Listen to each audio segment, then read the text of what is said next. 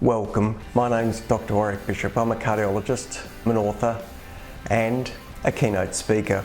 I'm CEO of the Healthy Heart Network. I'm all about trying to help people live as well as possible for as long as possible. Heart disease is huge in Australia. Every 20 minutes someone suffers a heart attack. Most of these could probably have been avoided if only we knew what to do. This podcast is all about helping you understand blood pressure, weight, cholesterol for better health. If you enjoy this podcast, I would be honoured for a 5-star review. You can share it with your family and friends. It may well save someone you love. Hi, it's Warrick here and welcome to my podcast and videocast station. Today I'm going to talk about inflammation. Comes up a fair bit. In fact, it's really important. I'd like to talk about what it is, how we define it, and where it's important. I'd like to talk about the causes, and then I'd like to talk about how we might detect it, and lastly, what can we do about it? And we'll see how we go. So, what is inflammation? Well, it's probably easiest to think of as a response to injury.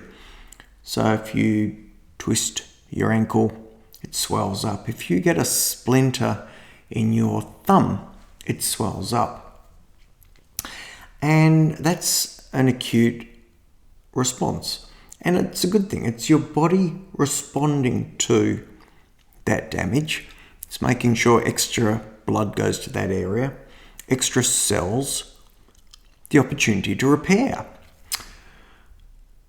But often when we think about disease states, we're thinking about low-grade inflammation, which is a different story. It's not necessarily loud and red and painful. It's sort of simmers in the background, and we believe, and we're finding evidence, that it's linked to things like heart disease, Alzheimer's, type 2 diabetes, obviously autoimmune conditions, and different sort of cancers. So it's sort of important. It ties in with a lot of chronic disease. So what do we think causes it? Well, we think a lot of it is caused by, issues surrounding modern life, highly processed foods, some of the preservatives and colorings associated with that. We know that visceral fat is a really big player. And when I talk about visceral fat, that's the fat that clings around organs. We can have fat that doesn't cling around our organs, and we might carry that fat a bit like a sumo wrestler outside the abdominal cavity. So sumo wrestlers who train and keep physically fit, even though they eat enormous amounts of food and are very fat, tend to have their fat outside their abdominal cavity. Interestingly, as soon as they stop training, that fat tends to migrate into the abdominal cavity and basically surrounds their organs. So that becomes visceral fat, and for the average person who's not a sumo wrestler and who's not particularly active, that weight around the tummy, that sort of pot belly from beer drinkers, is a really strong indicator you probably have visceral fat. Well, why is that important? Well, it turns out that visceral fat of its own generates inflammation within the body. Sedentary behaviour, sort of not exercising, seems to increase inflammation. Poor sleep, something that we've really started to realise in recent years of research, is a big player. Stress, as you might imagine, can drive inflammation, partly through the cortisol and adrenaline that's released during those times. Environmental toxins, and we think about autoimmune diseases, that's obvious, people with rheumatoid arthritis, but also chronic infections. One of the really common ones is gingivitis, where your gums are infected. Now, not only do you have chronic infection occurring there, but you also then have the opportunity for molecules to get directly into the bloodstream. So look after your teeth. So how do we detect inflammation? Well, normal blood tests don't tend to show it. So we need to think of slightly different blood tests. A test called a high-sensitivity C-reactive protein can be helpful. It is a general marker of inflammation, and it's probably worth asking your doctor to check it from time to time. There are other markers which are far more specific and far less frequently used. There's IL-6, which is interleukin-6, and there's tumour necrosis factor alpha. These are highly specialised tests. Your doctor may request them if there's a reason, or if you request. But HS, CRP, high sensitivity C-reactive protein, is not a bad start. And one of the tests that I still use that doesn't tend to pop up much anymore is one called ESR, standing for erythrocyte sedimentation rate, giving us an indication of how quickly cells settle in a tube of blood from an individual. Turns out that if those cells, the little red blood cells, settle very quickly, then there's no nasty proteins within the solution of the plasma holding them up. If there's inflammation and some of these inflammatory proteins floating around and there's increased protein within the serum, then the cells don't settle very quickly. Therefore, an increased erythrocyte, another word for red blood cell, sedimentation rate. Sedimentation being the time it takes for them to settle in a tube. Really high erythrocyte sedimentation rates can be seen in very specific inflammatory conditions. So maybe ask your GP about that one. It's not particularly expensive.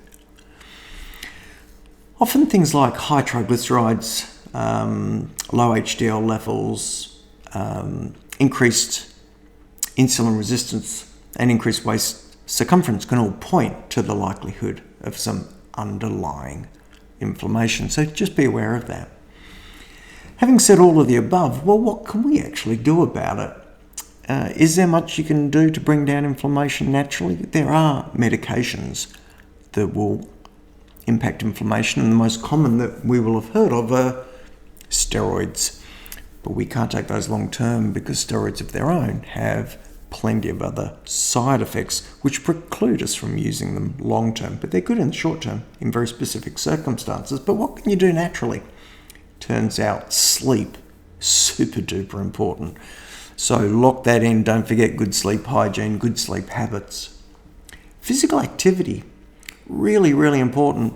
And when you think about this on a cellular level, what you're actually doing is you're burning up energy within the mitochondria, which otherwise might end up being oxidized and creating oxygen-free radicals. So using up some of that extra energy through physical activity is really important.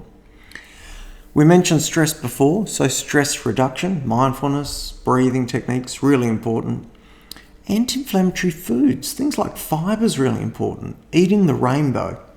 Omega-3 oils. I've actually had patients who I've commenced on omega-3 oil therapy for maybe their triglycerides or irregular heartbeats, only to have them come back and report that their inflammatory disease, whether that's an inflamed bowel or arthritic joints, has improved as a consequence.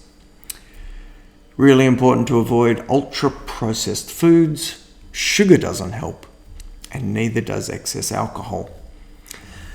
And strength training can seem to help as well because it seems to reduce visceral fat and improve insulin sensitivity. So, is inflammation the root of all evil? Not quite. We need acute inflammation, otherwise we can't fight infections. But chronic, low levels of inflammation, long term, can be problematic. They can impact on all sorts of things, from heart health, to dementia, to diabetes, and even cancer. So be aware of your risk of inflammation. Remember some of the causes: processed foods, visceral fat around the organs, poor sleep, sedentary lifestyle, how we can detect it, some of those blood tests, high sensitivity C-reactive protein, but an ESR is a super easy and super cheap test. And don't forget, things like sleep, physical activity, stress reduction are all super duper important. Well, if you've listened this far, thank you so much. Really appreciate you tuning in. I hope you found this podcast on inflammation informative. I'd love you to subscribe, please. And if you like my podcast, please share it with others. If you have any questions or any feedback, I'd love you to share it. Do stay tuned for the next few podcasts. I'm looking forward to talking a bit about cholesterol, how to age with strength, and maybe some other bits and pieces, maybe even the benefits of saunas. So if you're interested in any of that, stay tuned. Oh, subscribe, then you won't miss it. For now, I am going to wish you the very best. I do hope you live as well as possible, for as long as possible. Take care, and bye for now. Join the Healthy Heart Network and become part of our growing community. If you're interested in your heart health and risk of heart attack, then join the Healthy Heart Network for only $5 as a lifetime member. This represents $55 worth of value. We offer and help people understand their present state of heart health, what their current level of risk is, and the positive steps they can take to improve their risk of heart attack in the future. Go to www.healthyheartnetwork.com.au and click the Join the Family button.